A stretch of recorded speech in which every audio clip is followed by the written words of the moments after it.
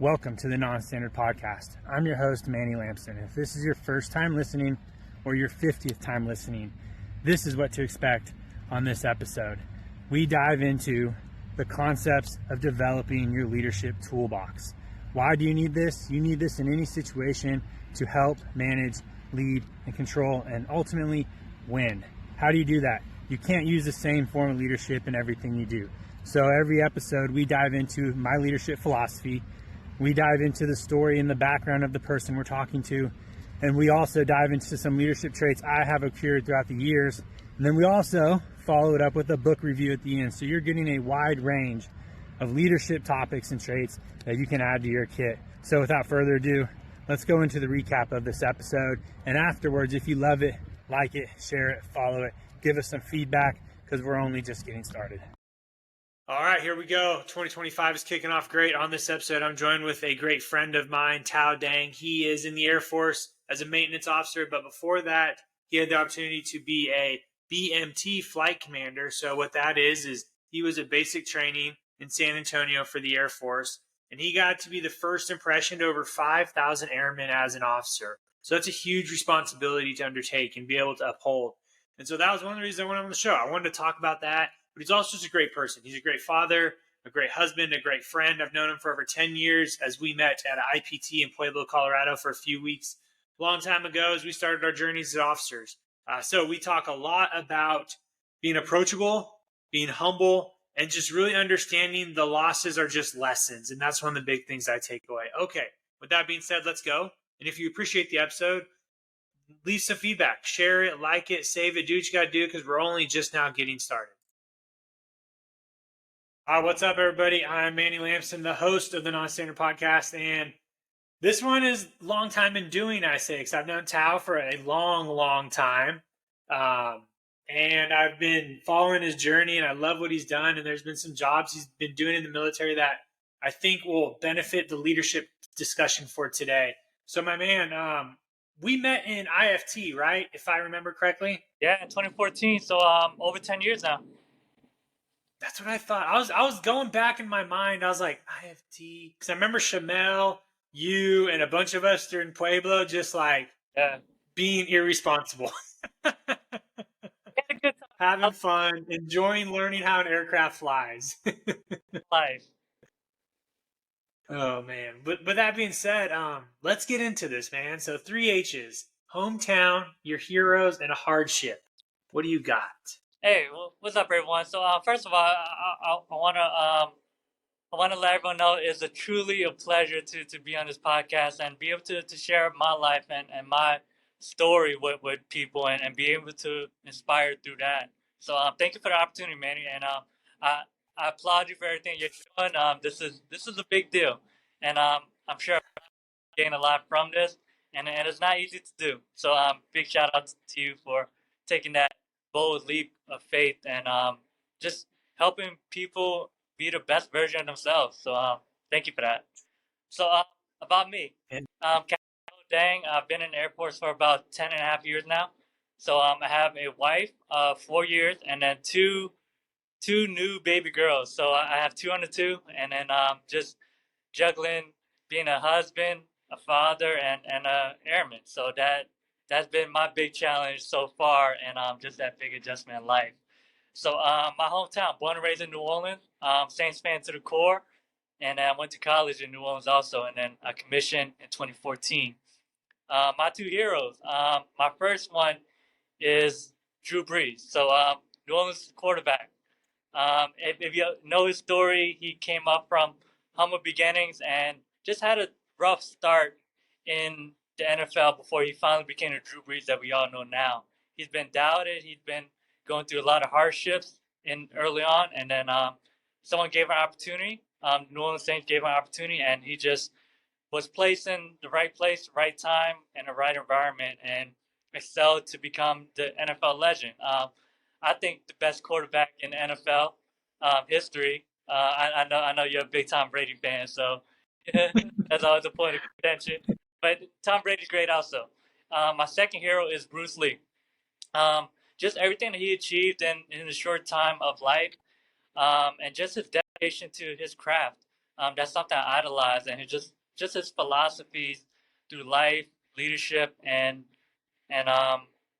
just family. So I idolize him for that also. So I would say the big hardship that I've been through in my life is being being a first generation American and first generation military. So that's another piece of myself that is kind of a big part of my upbringing. Having parents who immigrated from Vietnam after the Vietnam War and just not knowing anything about America and just taking advantage of the opportunities and really living the American dream. That comes with a lot of hardship also, and taking those opportunities to be where I am now. And within that, just trying to figure out life and the military and my career with little to no guidance, and just learning things the hard way. I'll say that has been my biggest trial in my adult life. Yeah. Nice. Yeah, no, that's a lot, to jump into a military career, not know what to expect, not knowing or having people to bounce ideas off of, or what the military's like, what can it provide you, my dad was in for a little bit. I grew up around it with some cousins. I didn't know much about what I was getting into when I joined. I just joined originally just to travel, see the world, and then obviously go to college, which helped out as well. But for you two, and I hope that's something that you talk to your airmen about, like one of my traits is transparency. And so for airmen to understand, especially from the officer side, hey, I may have enlisted just like you, but I just have different rank, but I didn't know much about the military. I didn't know what to expect. I'm still learning, just like you guys. That is one of the things I try to teach young leaders early, is be transparent with your struggles and your hardships and what you're still learning, because if they understand some of that, they will understand where you are and why you're doing some of the things you do. I was reading a book and it talked about like NCOs, and obviously, the military's full of meetings, usually going from meeting to meeting. And sometimes you don't have the time to meet people because you're in a meeting. But for those airmen's perspective, they may only see you for those couple minutes. And so they don't know what you're doing. They may just think like, oh, Tao's only here for a couple minutes because that's all he gives us. But if you're transparent and just like, hey guys, honestly, like my day is full of these meetings, that go back to back. I'd love to be out here, but here I am, I'm doing what I can. I got to go to another one in like 10 minutes. After a while, when they see you do that consistently, take your time outside of those meetings to see them, they're going to be like, oh, hey, they'll respect that time when you come visit them too. Right, and that little time they do spend with them, like they're gonna remember that for a long time. So you got Yeah. to be meaningful, No, and I agree with that wholeheartedly. Being transparent and just showing them that you're human, because a lot of times when they see higher ranking and especially higher ranking officers, they think that we're perfect, could do no wrong, and like we're just kind of high and mighty in a way. But that's not true. We're still human at the end of the day, and being able to show that and being vulnerable and brave enough to do that is a big leap forward, and that's something that I try to do, and kind of humanize myself to show that I have struggles just like you do, and just because I'm a captain doesn't mean my life is great, and I'm good at everything that I do. that's a great statement. I'm glad you talked to them about that, because I get it all the time from airmen that I meet and I work out with, and when I tell them about my day, they sort of go, oh, that's a lot. I'm like, yeah, it's a lot, man. But they don't know. They honestly, like, I remember when I was an airman, I didn't know what officers did. So I just didn't know. But now with social media, it's been great for us to showcase what we do. Like I do a couple TikToks on what I do in the life of a flyer, and I got a lot of comments of people being like, oh, you don't just like fly and go home, or like show up and fly. It's like, nah, I still have to do office stuff, like my CBTs, we have a flight we have to run as well, a squadron that is ran by active duty flyers. So there's all that. And so once I started making those videos and using social media to its benefit, I get airmen here that'll be like, oh, hey, like when he does work out with us, or when he does go on rucks with us, they're like, hey, like he probably flew last night, or he's got to fly later. And it just helps build those relationships. Yeah, most definitely, most definitely. Yeah, that's something I learned in working with operators also. Like they're not just you guys aren't just flying. You still have to do the managerial things within your flights. Nice. Yeah, I'm glad you brought up a sports hero as well. Obviously, growing up for me, my sports heroes were Jason Kidd and Tom Brady. Very similar to what you saw in those heroes, right? They were competitive. They were like Jason Kidd. I loved because he was super humble. He wasn't like a flashy basketball player, but he always got the job done. He was a great point guard and didn't care about scoring. He just cared about his team. Tom Brady.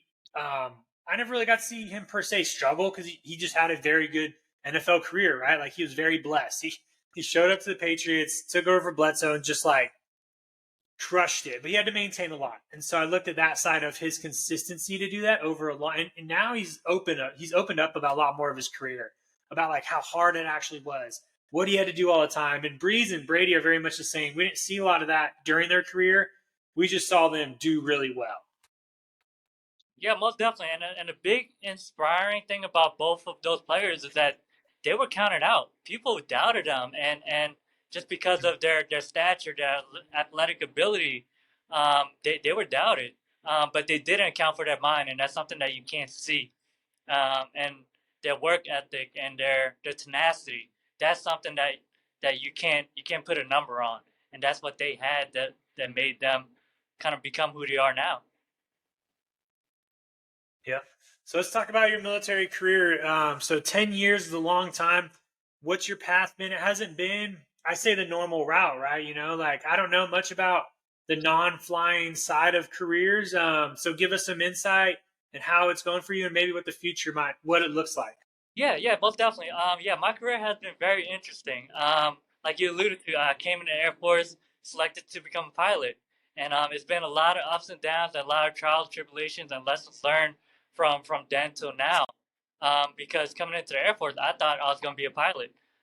Imagining going through 4+ years of your adult life or young adult life, going towards this goal and having a vision of what your future is going to be and having it be nothing remotely close to that. And it was devastating.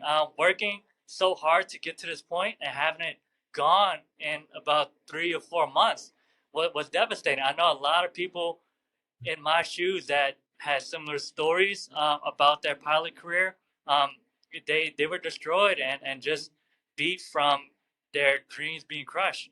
Um, but the big difference that the big thing that I did differently in that situation was just finding the positive in it, and that's one of my big leadership philosophies. In every situation, it's always a blessing or a lesson, and we got to take the time to find those things when hardships happen.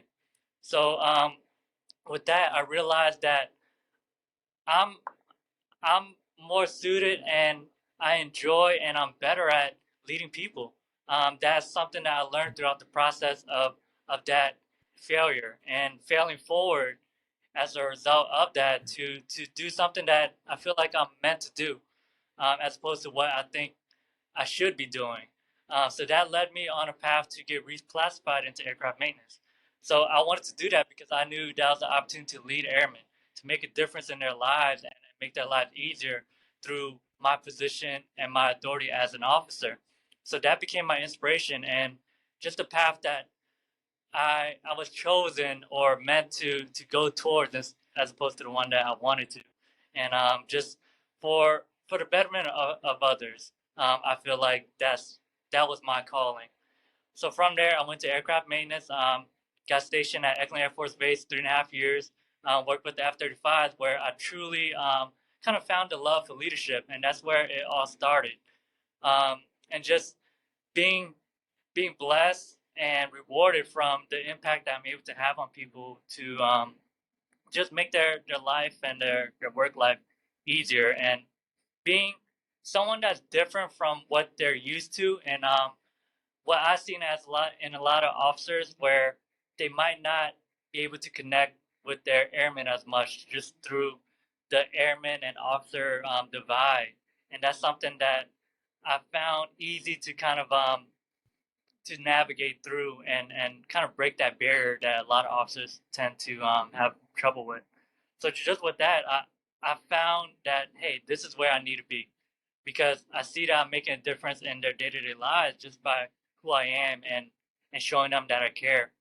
And they, or as officers, we all talk about taking care of people, and doing things for them. And I, my philosophy is more so showing them that you care, because at the end of the day, these are grown adults, and they just want the opportunity to take care of themselves, but to know that they're cared for and appreciated will allow them to be in the right space and not as stressed out to be able to do that. So that's that's my big philosophy and how I conduct myself, and just showing people that they're cared for and appreciated.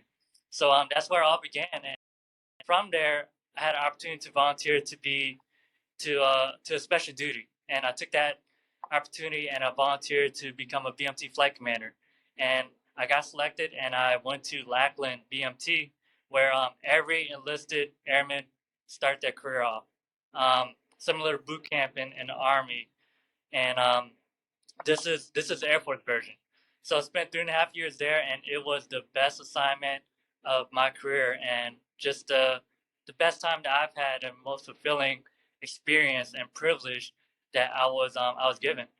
So throughout my time, I had about maybe 5,000 trainees that I was privileged to be their flight commander, their first flight commander, and just give them a first whole impression, and just what an officer should look like. And just given that privilege was an honor, and a lot of pressure in order to give them that right first impression. And as a result, it kept challenging me to be the best version of myself.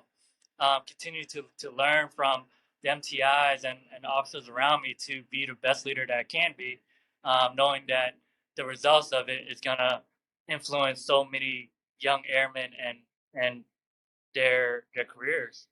So spent 3.5 years there, and I loved it, and that's where I truly became who I am now, and learned so much about leadership and what it means to lead and connect with people, and be an officer. Um, and I love that career. I mean, I love that time of my career. And then I also met my wife there, and then got married. So on the professional side and personal side, that assignment was just amazing for me. And then from there, uh, another unique experience was going to Homestead Air Reserve Base. So as an active duty aircraft maintenance officer, I went back into the career field, but in a different way.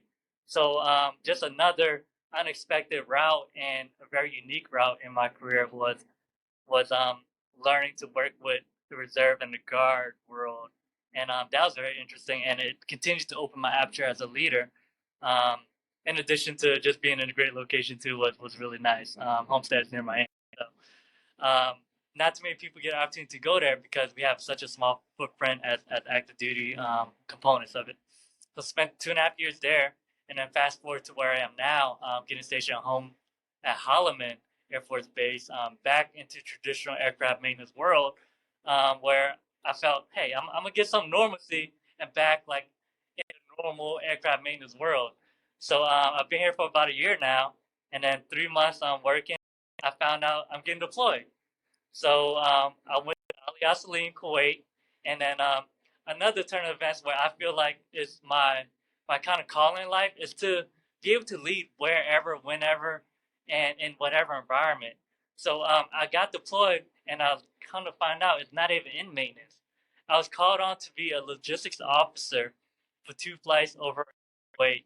So just think to my foundation of leadership, because at the end of the day, leadership is leadership, and whatever that foundation is, I I discovered what works for me, and with that, just leaning on my senior NCOs and learning from the technicians and the airmen, and with that formula, I was able to lead in that capacity also, and just all the different environments that I was placed in. So finished that deployment, and then came back, and then had my second daughter. So I found out my wife was pregnant before I left, and just life, leadership, and career just always tend to surprise you. And I'm sure a lot of people have similar stories where it's far from what they expected. And now I'm juggling a lot of parts in life, being a father, being a husband, and an officer. So just trying to navigate my way through there, and just seeing people like you do it, know that, let me know that it's possible. So you're an inspiration to me. Seeing how you're a father, an officer, and a great husband at that, just shows me, hey, I can do it, and continuing to just idolize people and people like you, and seeing that it is possible helps inspire me. So yeah, so that's where I am now, and then I'm continuing my aircraft maintenance career here, and hoping to become a squadron commander soon, because that's my goal. That's my goal, and to be able to lead at that capacity, and just be a squadron commander, and continue to lead the way that I know best. Oh man, that was amazing, bro. So much of what you said resonates with the way I lead and what I love about your leadership and your passion. And I'm just going to recap it because I don't want anybody to miss some of the great things you said. So I'm going to go back through. You obviously take adversity, like you said, thinking you're going to fly your whole career, after 4 years of ROTC, and then it doesn't happen. So you're like, shoot. Obviously, since I just went through and didn't get selected for TAC PO, it was very much the same thing. I was just like, what the heck, like I didn't spend 4 years. I spent about a year, like thinking that's going to be the rest of my life. Right. So And then the first thing my wife told me, yeah. now, Yeah. And then the first thing my wife told me when I called her was like, hey, there's a reason this happened. It was a blessing, the Lord knew you have to do other things. And so when you talk about using those opportunities, not opportunities, but those events that happen as a blessing or a lesson is so important for anybody out there, because they can be small instances in your life, or very large ones that you take advantage of. I do love how you talked about you are working on that officer enlisted relationship, because it's so like fogged over with like fraternization. Officers and airmen can't build relationships, but it's actually really easy. It's really easy to do for officers to get to know airmen and hang out with them. Like, I have airmen come work out at my house. I have airmen that come over for breakfast on the weekend. I go ruck with airmen all the time. It's not hard for officers to do that. I don't know why there's this, like myth that we can't do it or we're going to get in like trouble. And you hit it. The reason it matters because relationships. If you build relationships with people, they will work harder for you. And then the second leadership trait you covered, care and appreciation. Oh my gosh. People want to be appreciated. They want to be acknowledged. They want to be spoken to, given the kudos for the smallest things in the world.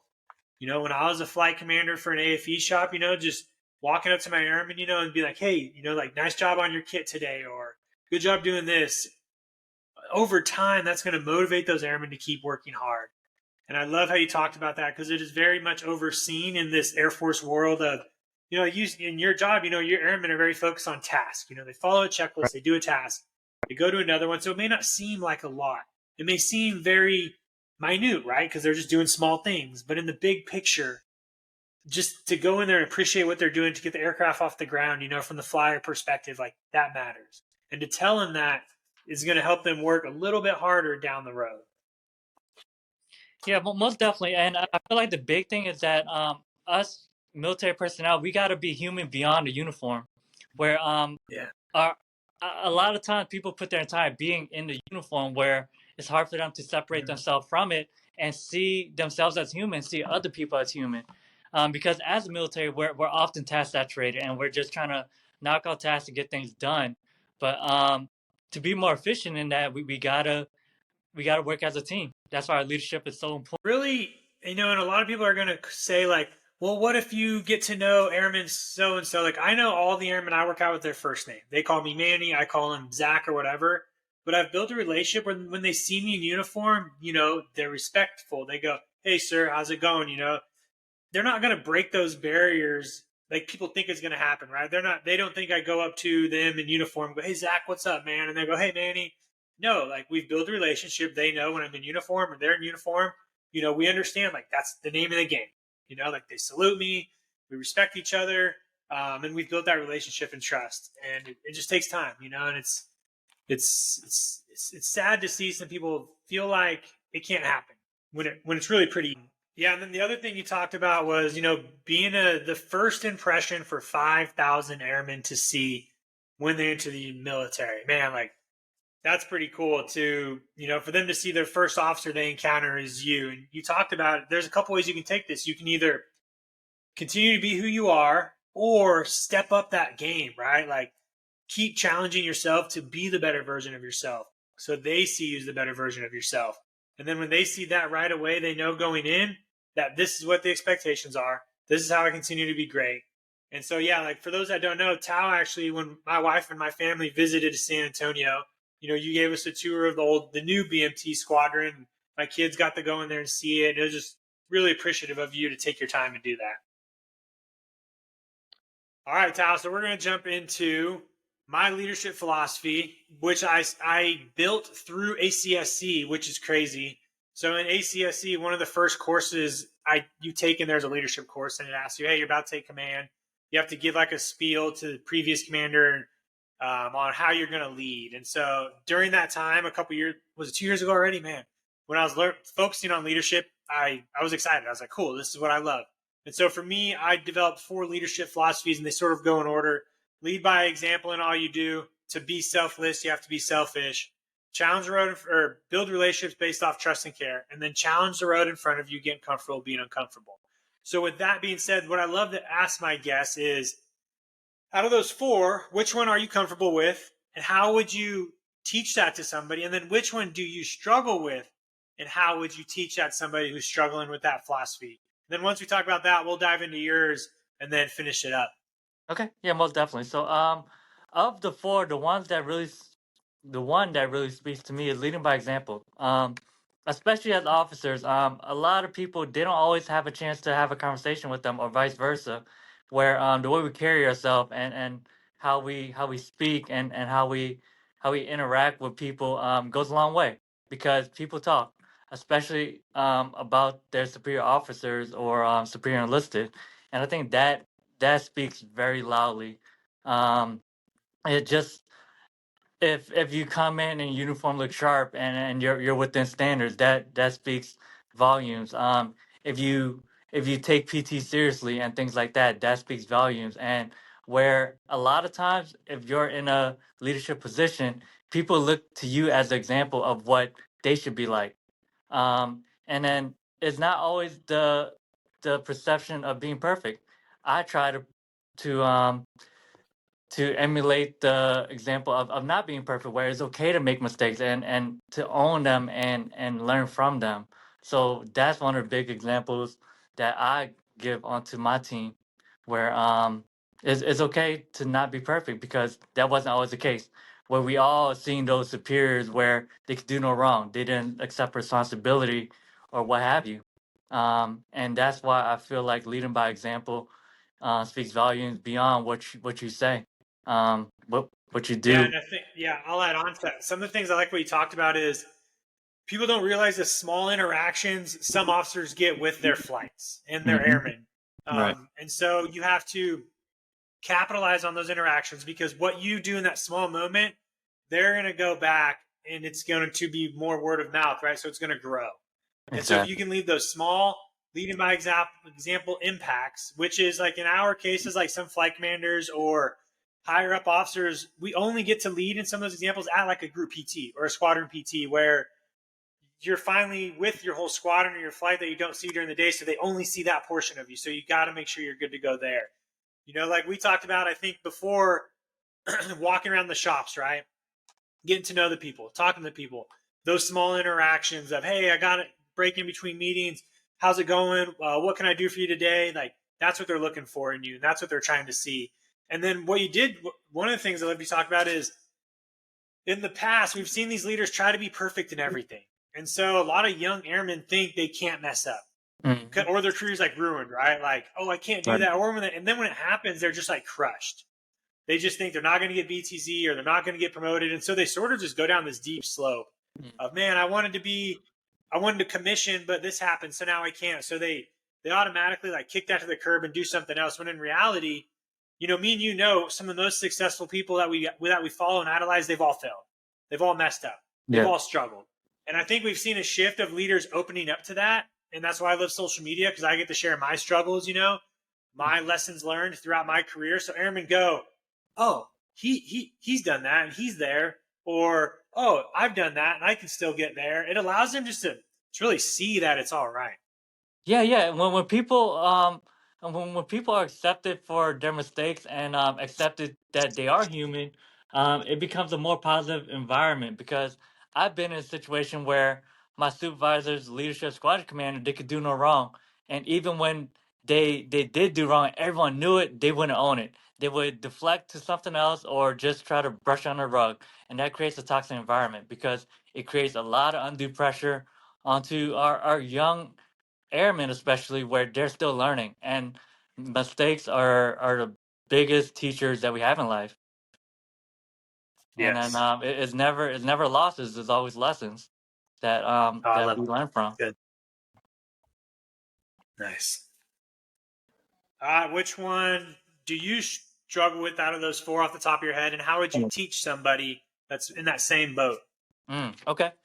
So the toughest for me is challenge the road in front of you by getting comfortable with being uncomfortable.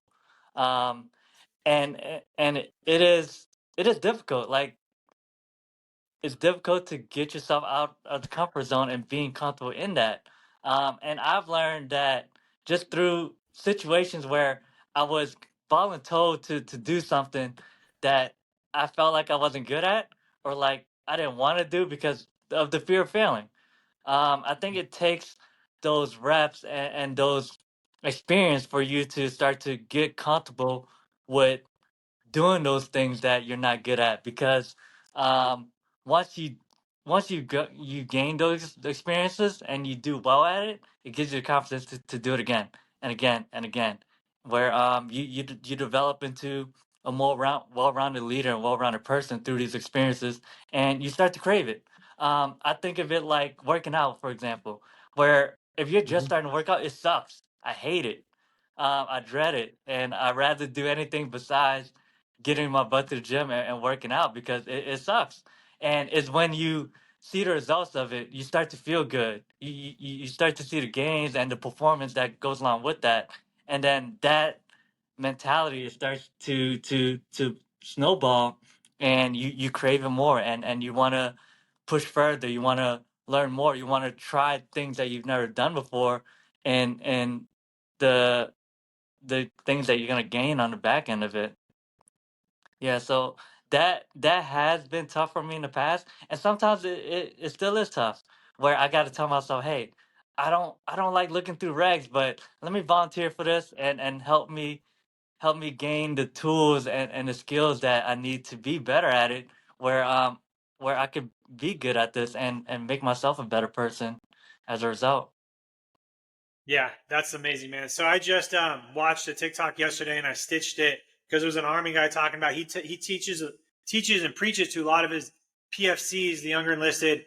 Put yourself in training situations you're not comfortable with to get ahead, and Mm, you just rephrased it, and you just hit it again. So, and I love these podcasts when I hear it from multiple people. Like, that's how you know it's valid, when mm, it's not just the first time you're hearing it, but you're hearing it over and over and over.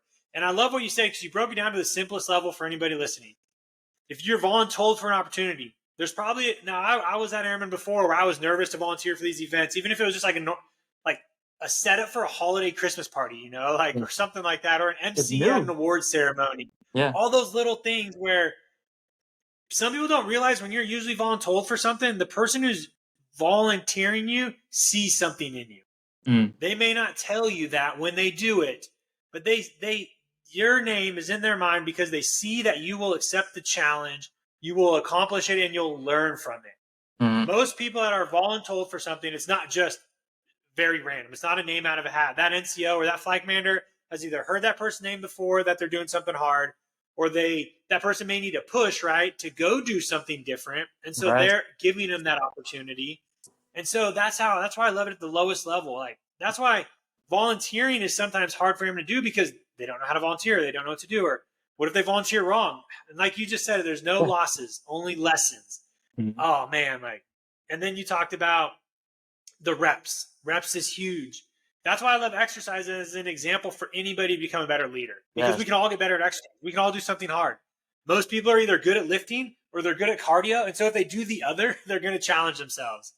And then if you put them together and try to do something even ridiculous, like we worked out with Vest this morning, and the airman that joined us is his first time, and he was dying. Mm-hmm. And he goes, I needed that. I need those hard workouts. Like, and I was like, dude, that's why I do this too, because I need them. I need you guys here with me, because when we get done, like his eyes were like, I did it, like I could do more. Like that's why exercise is so phenomenal for young airmen or young military people to try new things. And then it branches out. But also, exercise has a really quick return. Like you said, you see results, you lose weight, you see muscle. Other areas, you're not going to see the return as fast. Like if I volunteer or I start reading or I take classes, you don't see that return of investment on the benefit of the hard work, maybe not until like 3 years down the road. So it's really hard to keep doing it, And so that's why some people need to understand when you do these hard things. I just saw a couple quotes that were really good. It was, don't wait for the quick return. You got to wait for the long return. That's when there's like the one snap moment, like 3 years down the road, where you're gonna be like, that's why I did that. Right. 3 years ago. Yeah. Especially nowadays, a lot of people seek instant gratification. Um, Yeah. I think of it like save enough for something that you want to buy, as opposed to just put it on a credit card and you get it instantly, But you still got Yeah. the depth lingering in your mind where it creates a stress, as opposed to just that full on gratification that, hey, I saved up for it, I got it, and it's mine fully. And you talked about being voluntold for things. I had to change my mindset and really see the the vision behind the person that voluntold me for things, where they did this because they trust me. They trust me, and it's an opportunity that they they believe that I could excel at. And I just took that as a positive thing, as opposed to, hey, they need to get something done, and they just want to make my life more difficult by putting more work on my plate. And I realized that over over time, as a young lieutenant, where it made me feel good to be entrusted with an opportunity. Yeah. No, and it's really important for people to realize, just like we said, when those situations come up and you're voluntold, there's a reason behind it. And you may not be told right away, but usually after, when you Mm. succeed, or if you hiccup or fail, that person's going to come to you and probably help you out. They're not going to leave you hanging to where you're like out in the dry and you mess up and it's all the blame's on you. They're going to follow up with you after and be like, hey, the reason I picked you is for this. Or they're just going to give you a pat on the back and be like, dude, I knew you'd crush it. And you're like, did you? Like, Yeah. that's where trust comes in too. Trust Yeah. is really impactful there. Right, and that's the trace of a good leader. Yeah. Sometimes it can be hard on the leadership side to put those people in those situations. Like I don't know if I haven't had to do it too much. I don't have a specific moment where I've had to like told an airman to do something. Most of it's been just like I just tell airmen to come work out with me. It's sort of like being voluntold, because I know when they do, they're going to gain so much from it. Yeah, And that's what I try to tell a lot of airmen. I'm like, hey, man, I won't force you to come work out with me. I'm going to give you every opportunity. I will make a window available for you to come work out with me during your time, But I'm not going to hand you the workout. Most of the time, most airmen don't know the workout we're doing when we do them. I go time, place, and if you need to bring something. Yeah. One time we did a mile of lunges, and I had an airman join. It was his first workout with me. Wow. And we did a mile of lunges with a vest and a ruck. It took us about 45 minutes. Jeez. And he still talks about that workout to this day and how he just almost didn't come back. Yeah, and I was like, man, dude, like you're there for a reason. Like, yeah. That's And sometimes you just need that push, and that makes so much of a difference. And in addition to that, when you're together doing it with people, and that support goes a long way too, where you're able to do so much more with a team. I mean, it sounds cliche, yeah. but in those examples, like, you really see the benefit of it.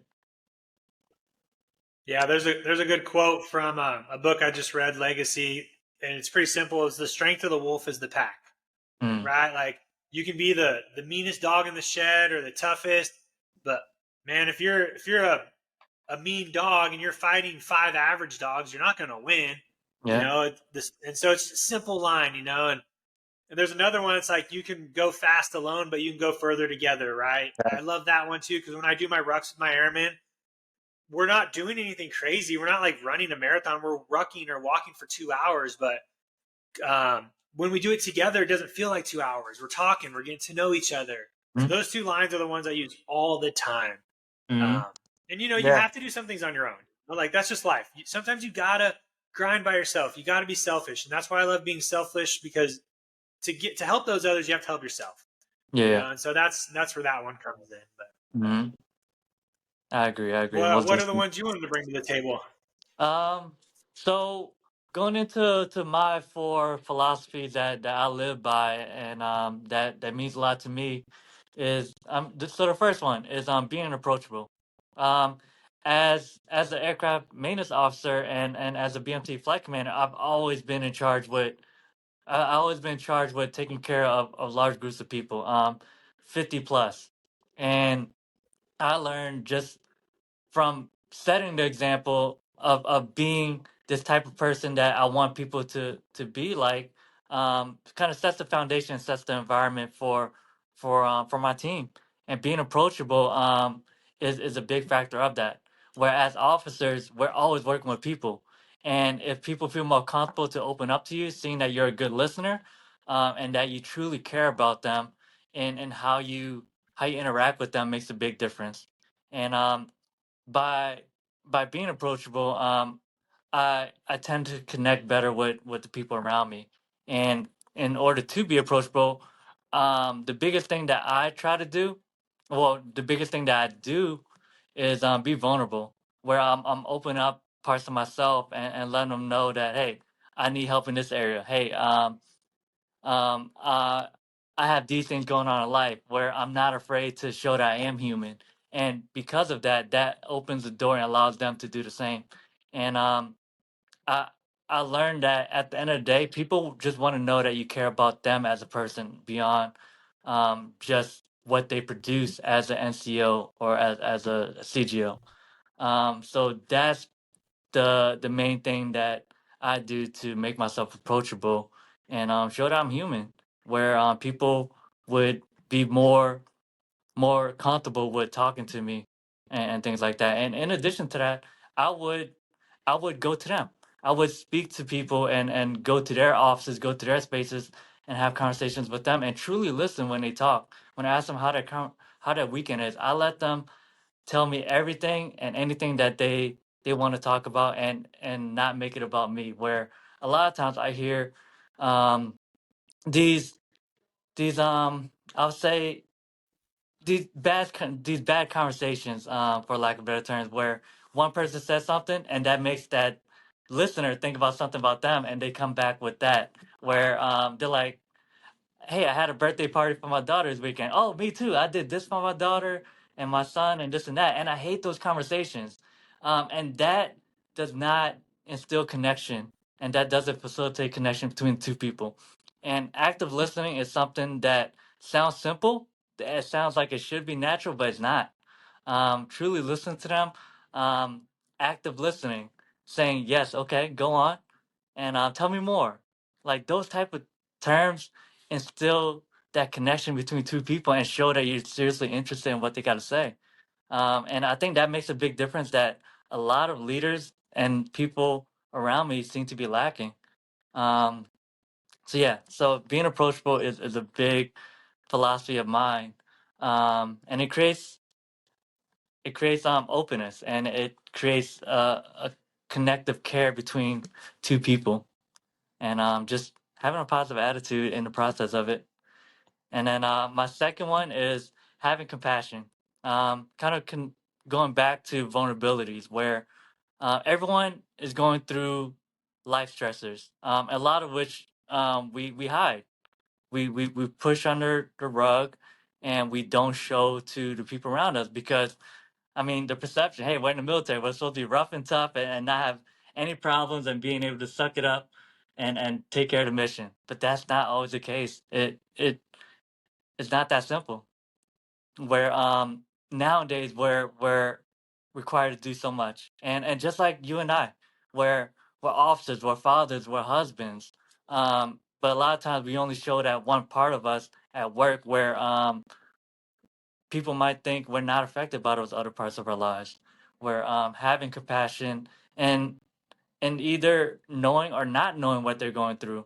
Where just because someone had a bad attitude towards you doesn't mean that they have an issue against you. Maybe they had a rough day. Kind of take a step back. Hey, is everything all right? Instead of assuming, hey, and y- don't talk to me like that, and getting upset and what have you because of that interaction. Take a step back and realize that they're human too. And it's not always just what you see on the surface. And having compassion behind whatever they might be going through, and assume for the best. Where um, don't always think that they have a problem against you as your initial assumption. So yeah, that's having compassion, and then also having meaningful connections, just like how we do now, and through active listening, kind of like how we've been talking about earlier on in our conversation. And then the last one I have is positivity, and everything that you go through, and finding the lesson in every loss. So, like I mentioned earlier, there's never losses, only lessons. Where throughout my career, even early on, and just failing out of pilot training, that was a loss in my mind. But at the end of it, I gathered myself together, and I found the lessons through that, where I discovered what I'm meant to do. It's to lead people, and just be an aircraft maintenance officer, and being the example that people need, of someone that cares about them, and just want to see the best from them. So yeah, positivity goes a long way in every situation. No matter how bad, there's always some positivity that could be found in it, and I advocate that, and I am, and that's something that I try to exemplify every day, no matter what I'm going through. Yeah, I love it. Listening is hard. It is so hard to do, but listening's taught me a lot doing a podcast, because there are definitely plenty of times where I could jump in and say a bunch of stuff, and sometimes I do, but sometimes I need to let people talk, let them go, because in a conversation, most conversations aren't a two-way street. There's somebody initiating it to get a response from somebody else, and that response is usually what's left off, because then the other person talks, like you said. Mm-hmm. If it is a real conversation, someone is going to initiate it with a goal or a purpose, like a podcast or a question. Their next job is not to say anything. It's to let that person answer the question, no matter how long it takes, no matter. And then the only time they should talk next is if they are asked a question, or that person stops and there is that pause. But it's not your point to start jumping in and give your 2 cents, or your story, where you may think it adds value, but it's not, because you started the conversation. One of the hardest things I have with listening is, like you said, where we're preemptively thinking how we're going to respond, because then we're not even listening to you or the person, because I'm like, oh, how am I going to respond to me asking him this question about his daughter's birthday party? And then you start thinking about other things. So you just have to understand, you are not the focus. The person you are talking to is the focus. Once you realize that, and I think people need to realize conversations are very long. I don't think there's such thing as like short conversations. It's really hard to have a meaningful and impactful short conversation. And so that's where you talk about having the time, being compassionate about that time, and that's why sometimes it's really hard when I always hear a leader go, "How's your day?" And that's all they ask, and they walk away. It's like, brother, Exactly. Right. That I'm happens just all the getting time, man. started. Yeah, and just like the statement, "How you doing?" Where it becomes like a hi, and I'm out, hi and bye. Yeah, Where yeah. it's not a question, it's not a genuine question. So so with that, like I don't ask how you doing anymore. I ask, hey, how's everything? So where it doesn't trigger like a a, a non-response, because that's how it is. Like, how you doing is just saying hi. Yeah, man, that's gold right there. Just to be compassionate when somebody's talking, having meaningful conversation, connection, and that it takes time. It takes time for any leader to build connections with everybody on his team. A lot of leaders are going to give you an excuse like, "Oh, there's just too many people. I don't have the time to get to know everybody, or I'm going to leave here in a little bit. So there's no point in me getting to know anybody." Man, if you just took that time and got to know everybody as much as you could, they're going to understand that you're compassionate. They're going to understand, and sometimes they'll work with you to get help. They might go out of your way to meet you halfway. Mm-hmm. And that's what's really tough too. And then positivity is huge. Ever since I've known you, man, you've always been super positive. And what I love about these traits, it's not like they were new when you told them to me. Like I've seen these in you. You were super approachable when we got to know each other when we first met. You're always super positive. You're always wanting to build those connections. And so most people have these leadership traits in them. It's just understanding which ones work good for them. And then if they need to learn some new ones, that's where you get uncomfortable, Mm-hmm. Like some of my traits that I had to get better at that I weren't, that weren't in my top 5 were like the basic ones that most people need to work on. Hey, listening, Mm-hmm. building conversations, taking the time. But once I started doing them, I was like, man, like those go a long way. Yeah. Like you realize how people feel more fulfilled when you truly listen to them, and then you see the opposite too, where when people truly feel listened to, like they gain an appreciation for you as a leader. And it Yeah. is difficult. Thinking about it, like I wasn't always a good listener, and I would do those things like you mentioned, where as soon as they say something, I think about how I'm gonna respond, and then even sometimes if they get long winded, I would kind of I would zone out and think about something else, and not truly listen to what they said. But it is a skill. It is a skill that people think comes natural, but it doesn't. No, it definitely doesn't. You have to practice it. Yeah. And I don't know if there's any I don't know if there's any mastery to it. Like Yeah. you're never going to be like at that level where you're like, cool, I've mastered listening. I don't need to listen anymore. Because just like with anything in life, if you don't do it, it's going to dip. It's going to get Yeah. you can't maintain that level of consistency or effort. So you always have to keep practicing it. And Mo- sometimes, unfortunately, we learn those lessons when we put them aside or we don't focus on them, and we catch ourselves like. But Mhm. that's why I love learning, because you catch yourself in those mistakes a lot sooner. Mhm. Like being a fitness coach, I work with a lot of clients, and one of the things I'm proud of when I know my clients are working is when they miss a day of macro tracking or they overeat. In the past, they probably would have like gave up, and it would have taken them like weeks to get Mhm. back on track. But they'll message me like the next day, and they're like, "Manny, I messed up. I'm bouncing back today." Like that is a huge learning curve and a huge leadership tool where you acknowledge it, and then the next day, or if you can't do it next day, like the next week, and most of it can be like the next hour, you Yeah. adjust and you fix that mistake. That's where a lot of growth happens. Is not that we made the mistake and we acknowledged it, but how do you implement that change and win? Right. Right. Yeah, I agree. Most definitely. Like mistakes are gonna happen. Like Yeah. how you rebound define how you are. And that's one thing that's helped me through this process is mistakes are inevitable, right? Like I think it's Thanos that says, I don't know what Thanos says, but he says something about inevitable. Mhm. And you have to realize you're just going to mess up. Yeah. When Yeah. you realize that in your mind, it almost makes it easier to mess up, because Mhm. then you have to learn from it. You can't always strive for perfection, because then when you don't get it, you're just crushed. Mhm. Yeah. Like when like you talked about the pilot training, when I talk about like TAC PO, right? Like when I failed out of TAC PO, it was a lesson, and the person who brought that to my attention was my wife. Like right after I didn't get selected, I was bawling my eyes out, and I called her and I was like, "Babe, I failed. I didn't make it." And like the biggest thing she said was like, "Hey, God has a plan. Like there's a reason for this. You need to learn from it." And I was like, "Okay, breathe, Manny. Like Yeah. life is not over." But it's hard to hear that in the moment. But after you Yeah, take a step back and you get your composure, you start to find these lessons. yeah.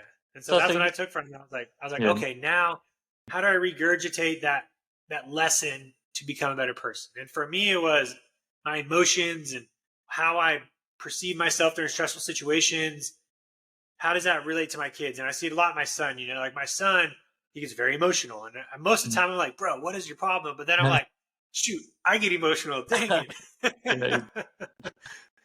So it's funny. So you talk about your wife and kids, and I think about where I started to realize in the past couple years where a lot of the skills that you have or you gain in other departments of your life, it translates.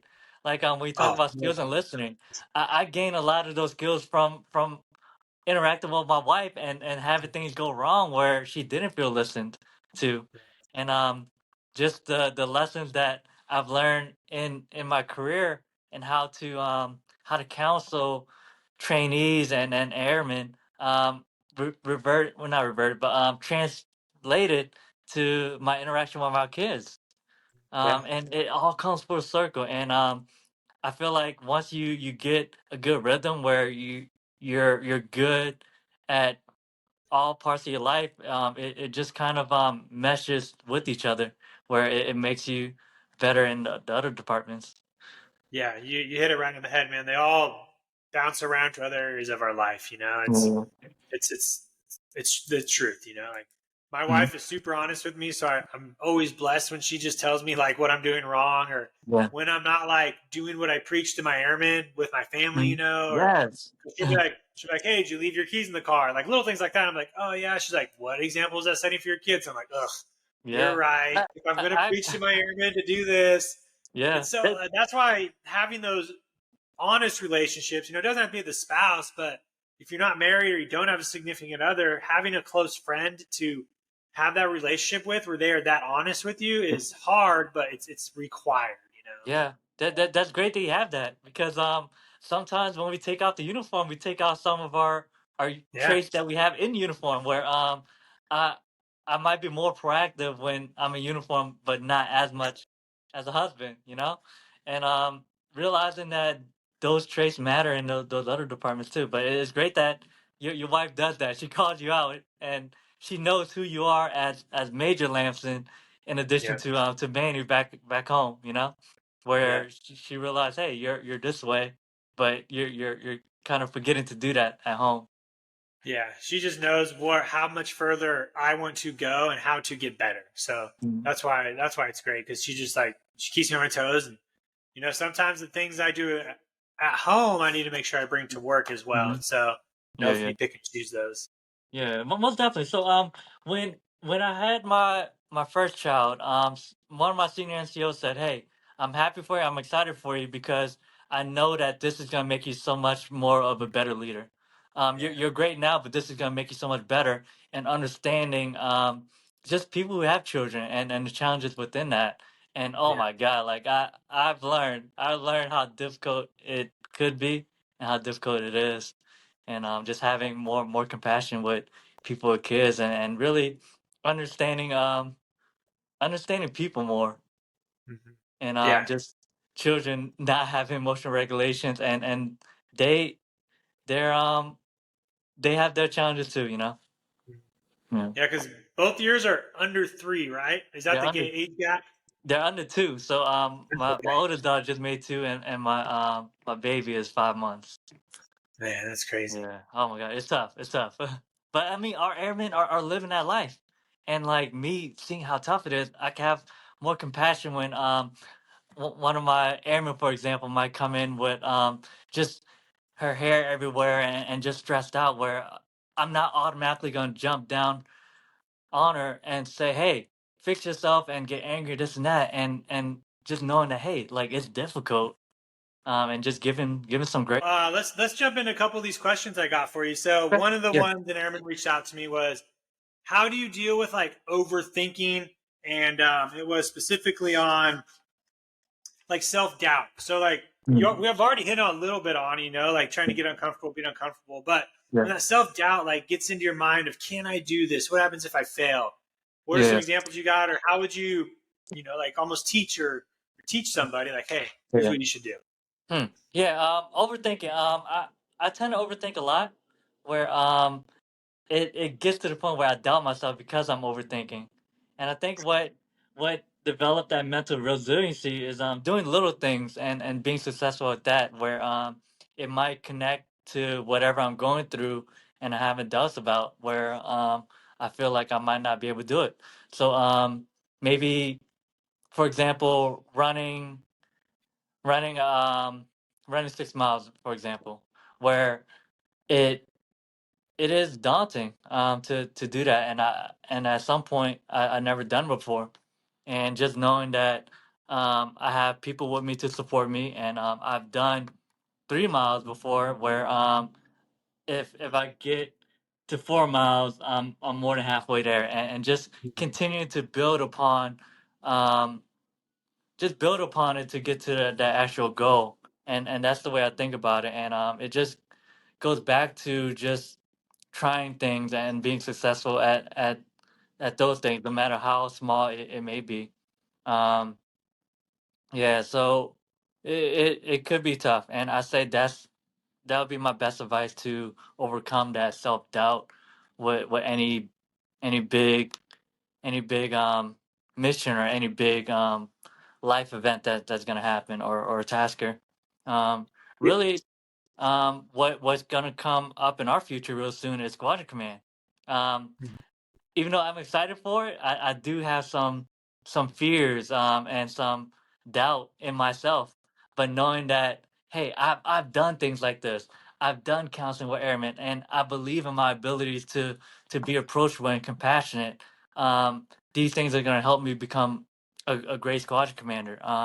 And just knowing what you're good at, knowing what you bring to the table, and not so much of what you don't have, and thinking about what this person has that's better than you. You have a lot of things that's great about yourself, and reminding yourself of those things um, will help you alleviate that doubt. And that's something that I've actually been thinking about. Just being excited for Squadron Command, but at the same time, that voice in my head giving me some doubt, and that's how I kind of overcome that. Yeah, I like how you talked about one of the big things to take away is do small things like build up to it. That's a great way to tackle like that big self doubt. And you could also do things that may not align with it, but just to get the ball rolling in a positive, free flowing, just get the ball rolling on something.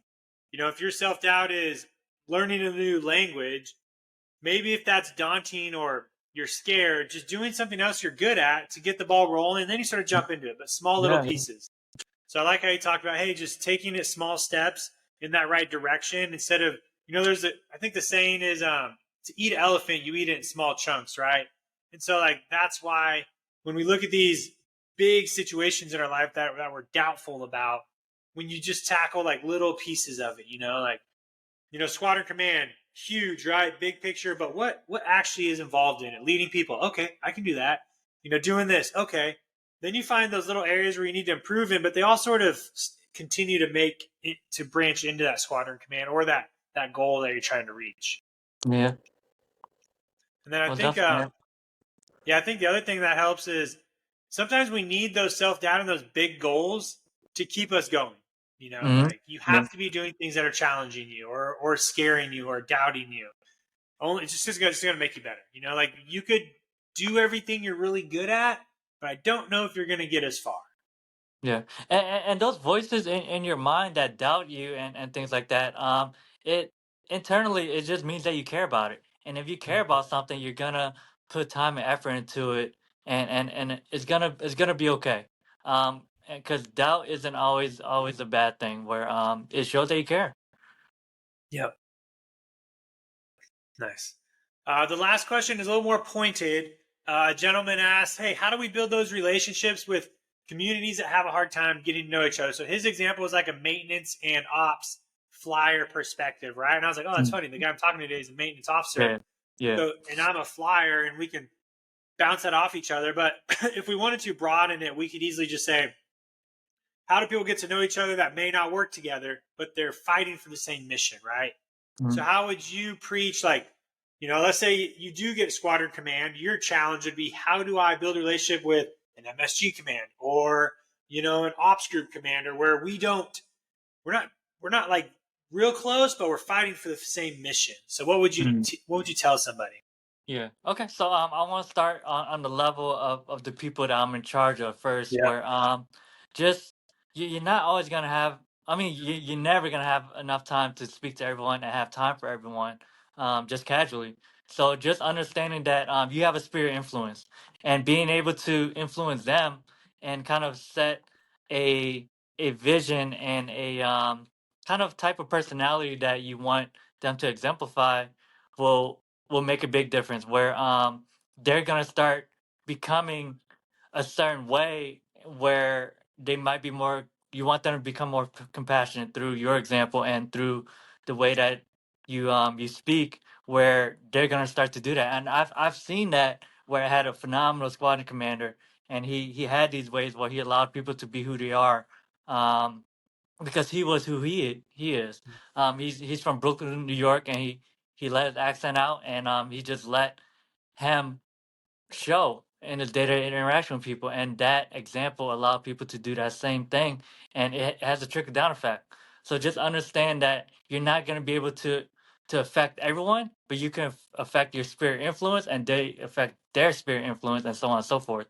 Where at the end of the day, your fingerprints will be on that, where you set that environment for people to be to be human, or Yeah. what have you. Yeah, so yeah, that shift in mindset is valuable where a lot of people think, hey, I gotta affect everyone. I have to be able to touch everyone. But you Mhm. realizing that you're not gonna be able to and just control the spirit influence that you can control. And then just being around makes a big difference too, where people see how you conduct yourself and just the conversations that you are able to have with your lower tier airmen that might not see as much. That goes a long way because we always hear that where we're in a fishbowl where we're always on display and we're always a dinner conversation and those interactions um, they they spread like wildfire. Perfect. Yeah. One of the things they said that I really, man, I got to remember as well is the people who are in my sphere, and that's why I love when we have leadership philosophies because if people see me live by this philosophy, they start taking some of those tools and traits of it and they live by it, like that sphere Mm. grows. And in return, Yeah. when that sphere grows, it touches more people and it builds better community. And that community works harder. And that's why having simple leadership traits that we live off of and work off of, when somebody's getting to know you, and maybe one of the things you tell them right away is like, hey, here's how I function. I work really good by doing this. Here's some of my leadership traits. When that person hears it, they're going to try to adapt to those leadership traits. And then, if not emulate them, because they see where you're at, you Mhm. know? And that's why I think it's really important for leaders and supervisors out there to teach the airmen below them how they lead because those airmen need some sort of guidance. Yeah. They can't just make up these leadership traits on their own. They want to be where some of those supervisors and NCOs are. And if they know where those supervisors are and how to get there, it just makes it a little bit easier. Yeah, yeah, most definitely. Yeah, that example you set, it speaks volumes. And then I think about just being around people, like you naturally rub off on each other. And Mm-hmm. sometimes you might not even realize it. Where that culture that you create really does become a culture after some time. Where for example, I was getting some feedback on how I conduct my meetings, where the person before me that environment was very tense. Everyone's on edge, and people were afraid to talk and things like that. Where I came in, I tried to be more approachable and just more kind with my words, and just the way I spoke was not as demeaning. Where people were more open to have conversation and share more with me to help me understand what is going on and what things that I could do to fix what things that I could fix. Yeah, so knowing that was very refreshing to see that I was able to make a positive influence where people didn't dread that meeting as much, and that trickle down effect is more positive. Where a lot of times we don't realize how a bad meeting or a bad interaction affects our day, and that affects the Yeah. people around us. Because you've seen it from your commander or your superior, where they might have gotten chewed out, and they tend to take that out on the people around them. Hmm. Yeah. Happens as a parent all the time, right? Like we come home mad from Oh the day, yeah. and Oh first God. thing we do Yeah. is we yell at our kids that aren't eating their dinner or doing their homework, and you're like, oh. Oh, dude, that's real, man. Oh man, like I haven't got to that point yet where my kids did things to truly kind of mess with me, but that's a huge factor, man. Like you might have those days. Yeah. I have them a lot. And sometimes I just have to acknowledge it too, like I'll come home like, hey guys, like, listen, before it gets crazy, Yeah. let's just do what we got to do. Like I don't want to get Yeah, yeah, upset. I don't want to come home and just yell at you guys. But if you just do your homework, you eat your snacks, we get this done, we go on with our day. yeah. Hey man, Is it? I Yeah. appreciate you for saying that, man. I appreciate you and being honest that you have those days sometimes. And I mean I feel bad. I'm like, man, am I the only one that is kind of taking my my frustration from the day home? Yeah, it gets tough. It gets tough. Yeah. Well, man, we're at 50 minutes already, and this is like part two of it. What book do you have for those listening as we bring it in here? Yeah, most definitely. So I'm excited about this part. So this is a book that I was given early in my career and has been meaningful ever since. So the book that I have is The Five Languages of Appreciation in the Workplace. And this is something that I feel like a lot of people are missing in their toolbox. And we need more of, because kind of the perception that we get from being in the military is that we're we're just here to get the job done, and I don't need a thank you. I don't need a pat on the back, and I'm just here to get the job done. But at the end of the day, we're still human. People want to be Mhm. valued. People want to show that their work means something, and just showing that appreciation goes a long way. And that's something that I've practiced ever since I gained the understanding from this book, where it goes a long way. Just a simple, genuine Yeah. thank you for doing that, because in the grind we forget. Like we give our NCOs a tasker where they get it done, and we got it, and we just take it and it's on to the next thing. But having that genuine verbal um thank you, appreciation, and really meaning it goes a long way. And it's not always just verbal. There's different languages, kind of like love languages. This is from the same author that wrote the love languages, and this goes a long way in really connecting with that person, because someone might not like to be thanked in front of a crowd. They Yep. might like just a simple card to say, "Hey, thank you for your hard work on this project," and that might go a long way. And it's a lost art, and it Yep. is an art that is often forgotten about in the military, where Yep. it goes a long way, and it is something that, because it's so rare, I was able to be better connected with my the people around me, and in addition to them respecting me more and just having that good relationship, and just showing that I do care about them, because I appreciate and show that appreciation often, because we, similar to love language, we all have a love bank, where Yep. if we're making more withdrawal than deposits, it ends up having a bad effect, where this person is either broken or demoralized, where we gotta fill that love tank, and appreciation tank. Man, that's good, man. Like, and the reason I love these episodes is even though we're getting ready to end, we hit on topics that we just like keep talking on over and over and over and longer. But I'll keep this part short. I'm a huge fan of appreciation.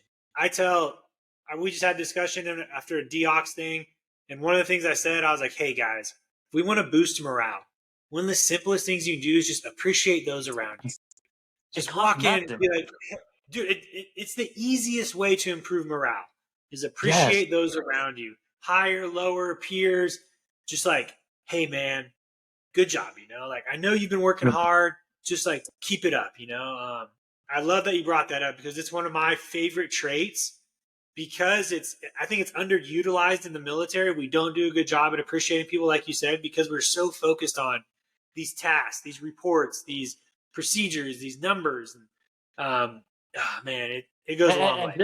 And just the stereotype of being military members, where we we impose these stereotypes on each other, Yeah. and thinking that hey, just suck it up and get the job done, and but that's not true. We're human in these uniforms. Yep. Um, but yeah, I mean, with this book, it's a simple read. Like you don't need to carve out a large amount of time over weeks and months.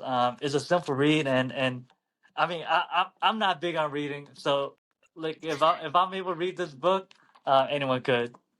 Nice. I might add it to my next Airmen book reading club that we're doing. So, Yeah, it's fun, and I'm sure a lot of people would gain a lot from it and realize maybe that morale is shot because they don't feel appreciated and valued in who they are and what they do. nice. Yeah, the book I bring, it's just it was recommended to me on a podcast. It's just an historical one called Matterhorn. It's about just a battle in Vietnam, about Okay. some team taking over a hill. But sometimes I really just like reading these books on history as I get older, and you sort of appreciate what the past has done for us. And reading what these guys had to go through during like World War II and Vietnam and Korea is it's insane. It's just like, oh my gosh, it's to Mm. picture a fight like that now, is insane with where we are in the world. But to understand, like that fighting still exists, it still goes on, it's still a valuable option, and you learn from the history, you learn from your past. So Mm. Could we see that book? yeah, so it's just called Matterhorn. Um, it's by Okay. Carl Martelitz. It's a thick read, so it's definitely one where I'm probably going to read on top of like my shorter books. It'll take me like Yeah. a few months to read it. But it's just good to dive into those history things, because then you can speak on experiences and learn from it, and then figure that out. So Yeah, those kind of books are great too because it kind of like the leading by example. Just mhm. having the example of a person that's gone through it makes a big difference, and they're very inspirational. Yeah, Just learn about these people and their actions. nice. Well, do you have any last final shots, or what do you got? Um, just Yeah, just a big thing. Just going along with my book. Just show each other appreciation. Show some love. It's gonna go a long way, and it doesn't cost anything but a few words. And yeah, that's something that I've learned that goes a long way. And just being on the opposite end of it, where oftentimes I didn't feel appreciated and didn't Yeah. feel valued, and just seeing the bad side of that, I know the effects hmm and the positive outcome of just appreciation, and I feel like that becomes the crux of just connecting with people, seeing them for who they are and appreciating them for who they are. It's true. I love it, man. Thank you for your time. I'll get this taken care of in a little bit, and I'll put we'll follow up with some contact info. I'll Yeah. drop your book in the show notes. And Mhm. until next time, man, keep being amazing.